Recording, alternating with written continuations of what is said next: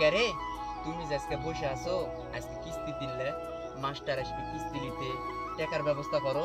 আমার কাছ তো নাই, তোর কাছ থেকে দে। আমার কাছ থাকলে তোমাকে আমি বলবো টাকার কথা? আমার কাছ থাকলে তো আমি দিয়েই দিত। কারো থেকে হালাত দিয়ে দে। না, আমি কার কাছ থেকে পাবো হালাত করতে? তুমি কিস্তি তুলেছো, তুলে হাটের চা খাও, মুড়ি খাও, পান খাও, কই সেই সময় তো আমার কথা মনে থাকে না? কোনোদিন তো আমাকে একটা মিল্কে নিলে সে হয়তো পারো নিকো। ঠিক আছে, আমি কিস্তির লেগে মানুষের কাছে বেরোবো। সেদিন ওই পূর্ব পাড়ার কুদ্দুসের কাছ থেকে নিয়ে আসনো 1,000 টাকা, ওই মুর পাড়ার রহিমের থেকে নিয়ে আসনো 1,000 টাকা।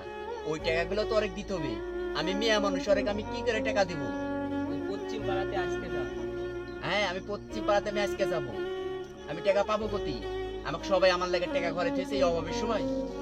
যা যা আজকে দিনটাই যা। না, আমি আজকের দিন যাবো কিতে? তুমি কি বলতে চাচ্ছ আমি কিস্তির মাস্টারের সাথে নাং করবো, কইরা কিস্তি দেবো? বললে করে যা। এত বড় কথা?